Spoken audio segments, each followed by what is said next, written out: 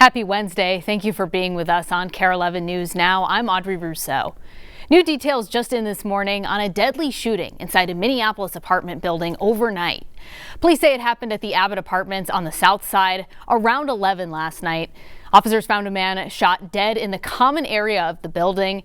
Investigators believe a fight escalated and ended in the shooting.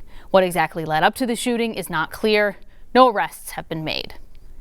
President Trump is using his State of the Union to declare America's back, listing his administration's achievements in his first year. In the face of falling approval ratings and losing ground on key policies, he declared gains on the economy and on immigration enforcement. NBC's Tracy Wilkins has the details from Washington. It was the longest State of the Union speech ever, beating the record that President Trump previously set. He clearly delivered the message that he hopes Republicans will spread as the midterms grow closer. But in their response, Democrats challenged the president's reality with what recent polls show Americans are feeling. As President Trump addressed members of Congress. Bigger, better, richer, and stronger than ever before. Divisions were evident. Minutes in, Congressman Al Green of Texas held a sign reading, "Black people aren't apes," in reference to the president's offensive social media post. He was led out of the chamber to chants of USA. The president discussed safer elections, urging Congress to support legislation that Democrats say will make it harder for most Americans and women to vote. I'm asking you to approve the Save America Act.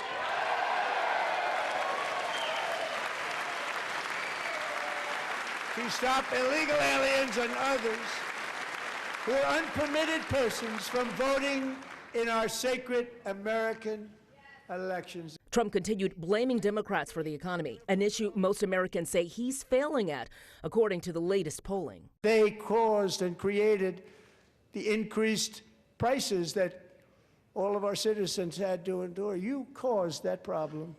There was a lot of gaslighting of our nation, a lot of lies, and several Democrats boycotted the speech, while some who were there at times shouted in protest, especially apparent when the president accused Democrats of supporting sanctuary cities and not his immigration policies. They're blocking the removal of these people out of our country, and you should be ashamed of yourself. It was a point Virginia Governor Abigail Spanberger addressed in the Democratic response. Our president has sent poorly trained federal agents into our cities, where they have arrested and detained American citizens, and they have done it without a warrant. With all of the divisions on display last night, there was a moment where both sides of the aisle came together and Democrats applauded for President Trump. And that's when he mentioned his support for a bill that would prevent members of Congress from participating in insider stock trading. In Washington, I'm Tracy Wilkins, NBC News. President Trump also claiming the cost of items like eggs, beef, and gas are starting to come down. He's touting his administration's economic record and cost-saving initiatives like reducing inflation, lowering some prescription drug prices, and cutting taxes. But divisions between the two parties on the state of the economy were evident. President Trump telling Democrats they, quote, caused and created the increased prices that all of our citizens had to endure. Several Democrats boycotted the speech, including Senator Tina Smith and Minneapolis Mayor Jacob Frey, who attended counter-address events held in D.C. Now, Democratic strategist and former state senator Jeff Hayden told us the president is trying to reframe the economic narrative. So I think he was really trying to kind of shift that narrative, but people really know that, and especially independents, we're seeing in the polls now, really don't like the way that the president has handled it. People who simply want a fair shot, a safe neighborhood, and a government that treats them with kindness and respect, that's not too much to ask for. And when those residents stand up peacefully for their neighbors, you know what that is? Something deep and important. That's called patriotism. All eyes are on the state capitol right now as lawmakers announce new plans for fighting and preventing fraud. House DFL lawmakers announcing a plan to stop fraud that they describe as a sweeping package of legislation. They said it proposes updates to critical state IT systems. The lawmakers also have a proposal to change the way fraud prevention is legislated in the future. Now, this comes one day after the House's Finance Committee vetoed voted against, I should say, a GOP-led fraud effort. Their proposal would create a statewide office of the Inspector General to investigate suspected fraud. Some House DFLers say they'd support that bill eventually, but they say it's not quite ready yet.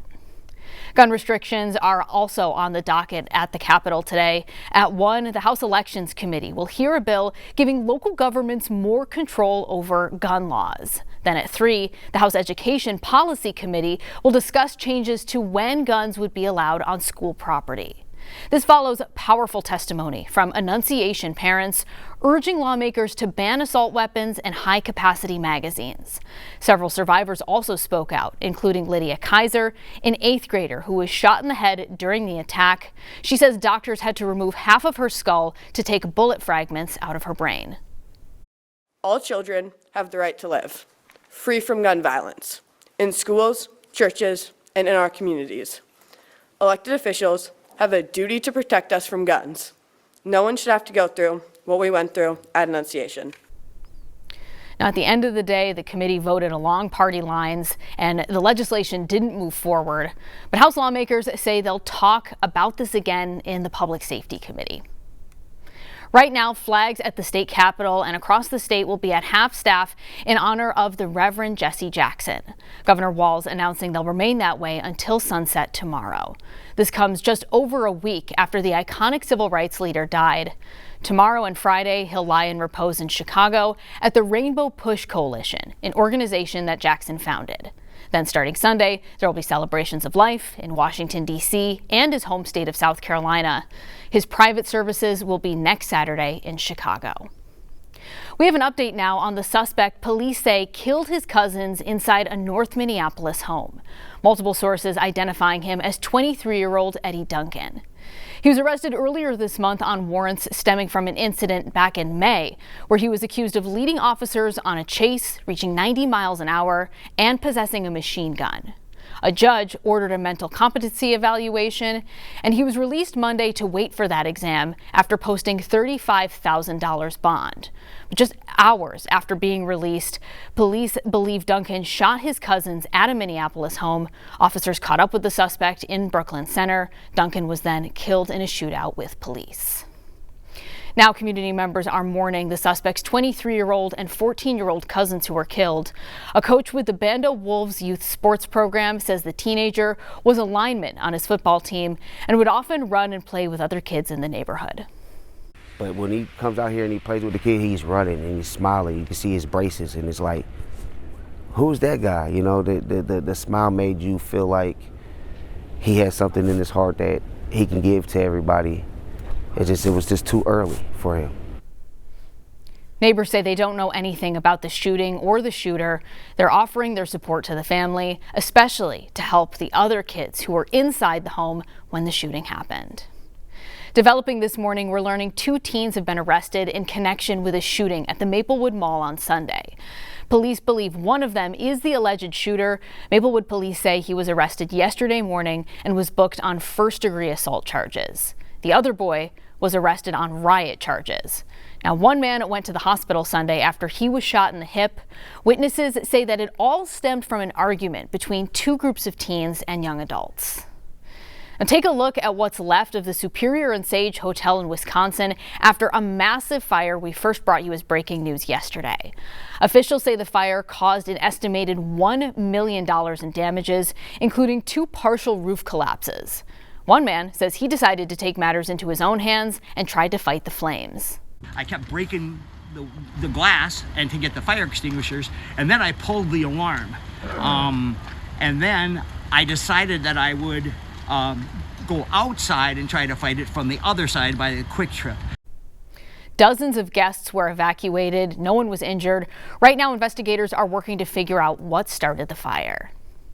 And if you shop at Aldi, check your freezer this morning. Nearly 9,500 pounds of frozen meatballs sold there are being recalled for potentially containing metal pieces. This is the impacted product on your screen right now, Bremer family size Italian meatballs. The USDA says it has a best buy date of October 30th, 2026. If you have this, throw it away or bring it back to return it. Stick with us. More news and weather is coming up after the break.